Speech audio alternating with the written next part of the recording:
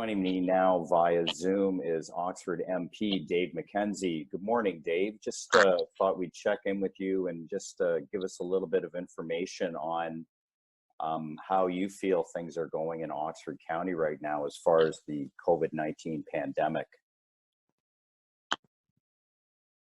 Thanks, John. Yeah, we're of course have our offices closed down in that nobody can come into the office. The staff are all still here and taking all the calls by email and by telephone and working things through.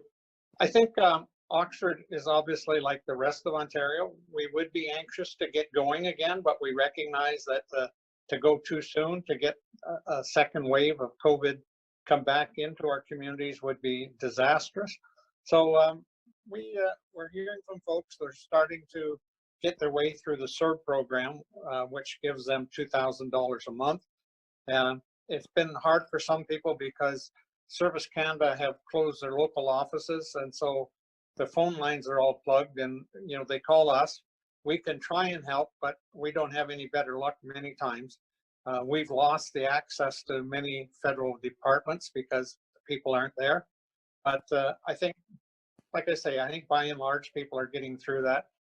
The unfortunate part is the Prime Minister makes announcements virtually every day on some new program, but there's no administrative backup to it. So we're getting a lot of calls about folks wanting to take advantage of the commercial and business rent relief program, but we have absolutely no information on it, which makes it frustrating for people because they would expect we should have it, which we don't. But like I say, my staff are excellent people, and they try to help and try to get through it. But most of these things, they're like a week or 2 weeks away after the announcement before the administrative functions get put into place. So I think it's a difficult time, and I appreciate that for everybody. We know that people are going through tough times, whether it's buying their groceries, getting out of the house to make some appointments, and it's just a tough time. We've never gone through this before. It's brand new to all of us, so we need to stay calm and work through it. They can call our office. The difficulty we have is that we have no better access to Service Canada than they do, but we may be able to explain them some of the issues that are happening, and or we may be able to direct them to areas of the internet where they can get the information they're seeking. How are the virtual meetings going? Have you participated in any, or where does that stand right now as far as Parliament? Sure. I mean, I've taken part in Zoom meetings probably 4 or 5 a day or a week, sometimes on the weekends. But I just now got the better equipment to deal with that. So I haven't got that set up. I've been doing it all through an iPhone, which works, but it doesn't work as well as what you will see with the real appropriate equipment for Zoom. So yeah, we're communicating, particularly with our own caucus mates, and sourcing information and trading information back and forth. Okay, good. Is there any message that you have for the people of Oxford during this really tough time? I mean, our numbers are good.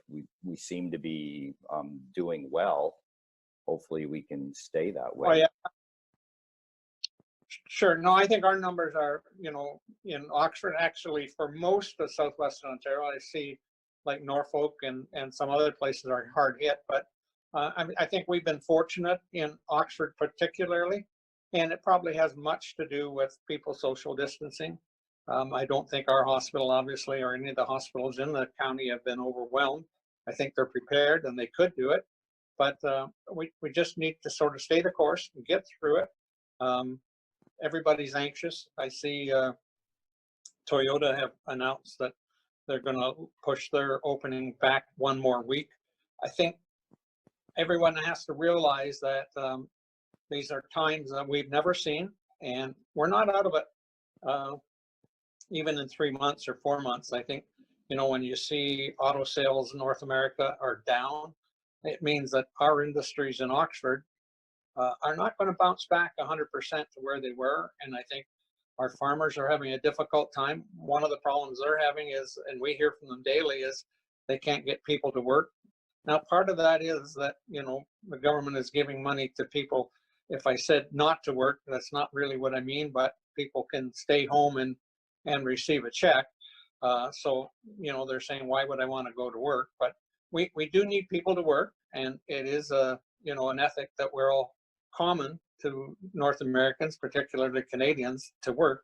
So we need people to answer the call, and we will get out of this, and we'll get through it, and we'll all learn a great deal from it.